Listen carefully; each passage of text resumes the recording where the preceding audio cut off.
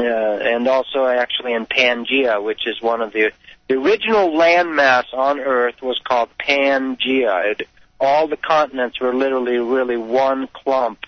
Africa, South America, Europe, North America, Australia. It was all together in Asia, one landmass, Pangaea. And there was huge exploration of sexuality there and then shame crept in. And once you start doing sexuality inside of shame, then you create more shame. Sex is like a magnifying glass. Sex is like a duplicator. It's like a cookie machine. How do you like that? Sex is like a cookie machine. What's a cookie machine? Come on, I'm a baker. They have machines that do that? Yeah, don't eat the cookies made by machines. They're at the adult video store or toy store. Right. Oh, goodness. I know. So we transgressed in the sense that we started feeling there's something wrong with this. And the allegory, metaphorical story that Moses writes in the Garden of Eden, Adam and Eve, is a hint at that. Now, you got to remember, Moses was a Egyptian high priest initiate, and he knew the secret mysteries of ancient wizardry, really, priesthood of Egypt, which went bad at the end, but it wasn't always bad. Well, Moses knew all that, but there was no way there was 4 or 5 generations of, I forget how long, hundreds of years, right? The Jews were in Egypt, so they had effectively become illiterate. They really didn't know how to read and write very well the way they used to. They'd been slaves. Slave masters don't encourage their slaves to be literate and awake because then they'll want to be free. So the Jews, when they were captive in Egypt, they were basically illiterate when they were marching those 40 years through the desert. So Moses knew he had to make this very, very simple. So the Adam and Eve story and those stories in Genesis there's much more detailed accounts of that in other books that many were destroyed at the Alexandrian Library of Alexandria. But so the story of Adam and Eve feeling naked in front of God is a simple story of us beginning to feel shame, and I hear the break. Yeah, all right. Perfect place. Hold that thought. We are going to be right back talking about sex and love with Tobias Lars. SoulCounseling.com is the website. Be right back. Truth Brigade Radio. Welcome back. You're listening to Truth Brigade on AmericanFreedomRadio.com.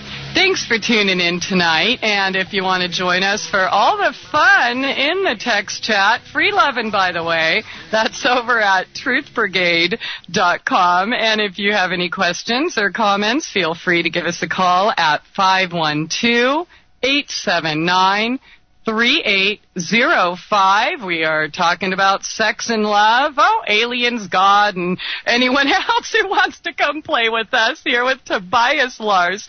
He is the creator of CourseOfAwakening.com and author of Listening to the Sun and Awakening Souls. SoulCounseling.com is the website for that. Well, Tobias, wow, all this talk about sex. You know, one of the chapters in your book, you talk about spiritual masochism. Can you elaborate on that? Well, it's actually in your sex-free topic. Okay. Do I talk about the Roman police there, or what's that one there? I don't recall, to be honest. Oh, okay. Well, I'll just read the beginning. So you let sex become more free, but be honest about your fears, your self-judgments about your impulses.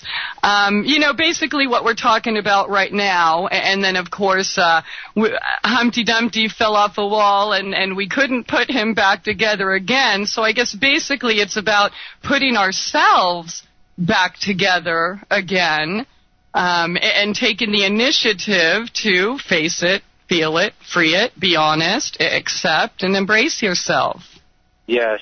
Actually, we were the original souls as souls first came in to Pangaea, the original landmass. Even our geologists call it Pangaea as well. when we first came into physicality, we could walk in and out of being pure spirit, pure energy, sort of like that Star Trek holodeck, or, when they transport them. We could go between energy and matter. We could physicalize and dematerialize our bodies. I know that sounds far out to some people, but that's what Jesus did on the Mount of Transfiguration. That's what Babaji does today. That's what a whole bunch of angels do all the time. Thousands of angels materialize in America every day. Many of us have had direct experiences with beings that showed up out of nowhere. Their truck was a little too clean. Their eyes were a little too bright. But, later we go, oh, my God, what was that? Who was that? And they vanished as they walked. Yeah, where'd they go? Yeah.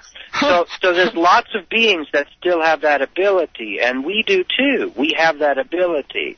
But as our vibration, the Adam and Eve story, like I was talking about with Moses there, was a story of that shame crept in, or we did something wrong. And by the way, the God in Jehovah God is actually an alien. Jehovah is an alien God that came out of Egypt.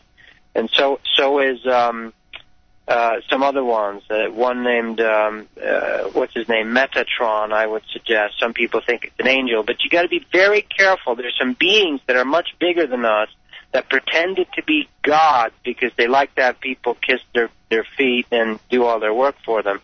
And a lot of religions in Mesopotamia and Egypt were started by false gods. And that's why true teachers came. But anyhow, so that story of Adam and Eve feeling shame or feeling disconnected. Original sin is disconnecting God from your sexuality. Original sin is when you say, oh, I can't let God be present, meaning you, yourself, your own heart, your own soul, your own higher self, and, yes, real God at the center of the galaxy, be present while you're doing it. And if you can't do that, then you've separated yourself into the Janus symbol, I'm good, I'm bad, the knowledge of good and evil. And now, sex is a creative force. We can all agree on that. Sex creates. It creates babies. It creates energy. It creates amazing afterglow. It creates amazing awakening. It is the creative force.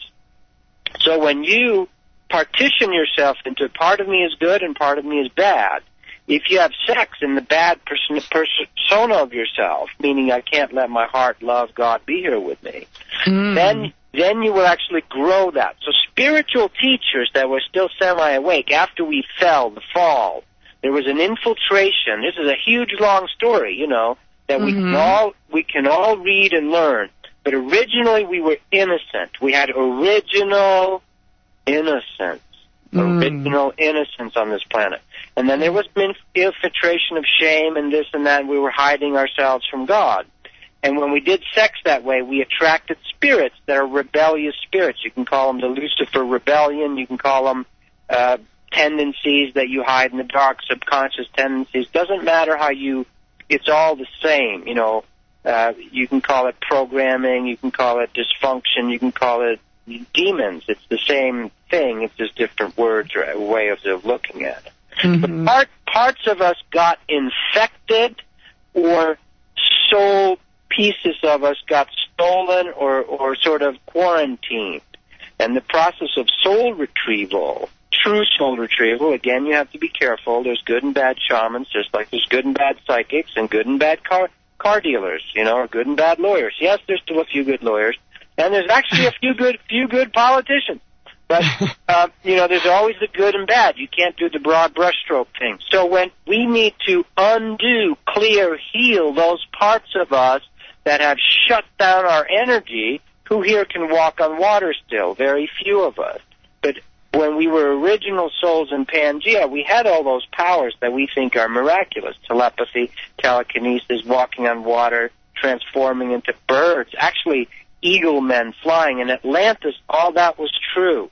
People had wings, people had beaks, we mixed sex with the animal kingdoms too, and that's when Spirit, Large God, stepped in at the end of Atlantis and said, look, you guys are so out of control with your sexuality, you really shouldn't be, because we were enslaving beings in half animal, half human bodies. Those pictures you see of griffins and the Sphinx and all the writings in Egypt, those are true. even to the point where we made some of them God. Horus has a falcon head. He is a god in the Egyptian pantheon. So big, large spirit had to step in and go, look, it's out of control. You guys are really messing with the genetic plan here. So at that point, spirit stepped in, large God, and said, you can no longer actually create offspring if you have sex with each other.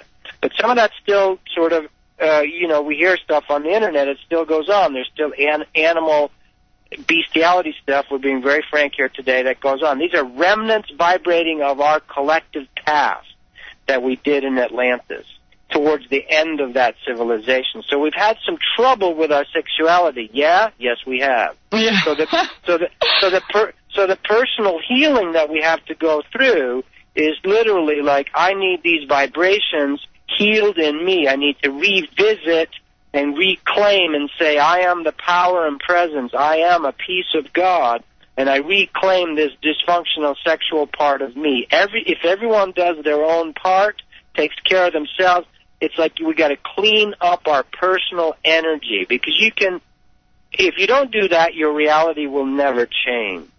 You can march in the streets, you can educate everyone, write books, do videos, we all get it intellectually.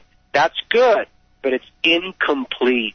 To complete the holographic, the holos, to become healed, we need to actually go into each chakra and pull out that which is sticky, icky, old crap junk. I mean, you're not going to eat off the same plate for 7 lifetimes in a row. It's going to get pretty grody. Well, we need to, you know what I mean? So we need to clean, when you have sex with someone and you have mixed sexual energy, you have to learn to feel with your partner, this is icky, sticky stuff, and your energy, you have to have the intent of, I want awakening, otherwise you can invite literally vampiric spirits, succubi spirits. This is all true. Mm-hmm. And it has to do with your intention. Many spiritual teachers, you asked about this, about the false enlightenment, saw all this. They saw how we were sort of really just making it darker and darker on Earth, or more and more dense with our sexuality. So as a stopgap measure, some spiritual teachers said, stop having sex as an emergency measure. It wasn't meant, it was a state of emergency, meaning you need strong rules, find someone you love, and just have sex with them, because you can't direct yourselves, and this is partially true. So it's not all bad. We need very strong rules until we don't. But if we want to grow up again and become the gods that we are, thank you, Jesus, for reminding us, ye are gods, we need to start cleaning out this stuff and not just live in a state of emergency. And that's what's going on right now. Many of us are being forced by our circumstances. The word circumstance means a circle standing around you. Circumstance. It is your reality. Your reality sphere is your circumstance. So each soul's circumstance right now is forcing us to wake up. Unless you're a denial spirit, which would be a really interesting show, by the way, who they are and what they are, then you're going to be proceeding just fine. Everything's hunky-dory. I got trillions of dollars. I'm happy, blah, blah, blah. And you're in for a massive wake-up call here in the next few years. You're going to be going off the planet. You're going to be relocated if you're a denial spirit on Earth. So, anyway, that's it. Oh, yeah, definitely. We'll talk about that. But the whole, enlightenment thing, and I'm just bringing it up, hey, I'm honest, I'm raw, I'm all here. I felt that myself, that, it's beneath me, and it's animalistic, and, those weak people that can't control themselves. I experienced that false enlightenment, so to speak, myself. Reading your book and stuff, how you put it out there is really, I've made tremendous leaps and bounds in my own life regarding facing these topics. But I'm so glad we have you to talk about it with, because I know I'm not the only one. And I don't mind, sharing myself. Hi, everybody, laugh at me. I'm a failure. I've screwed up at everything I've tried at least twice, just to make sure I didn't like it. Maybe even more, because it's like fun beating my head up against a brick wall. But it's just, I guess I'm in the process in my path, or at the part of the the facing it and feeling it. And I think a lot of us, judging by the text chat and the feedback, I think it's safe to say that I'm not alone. So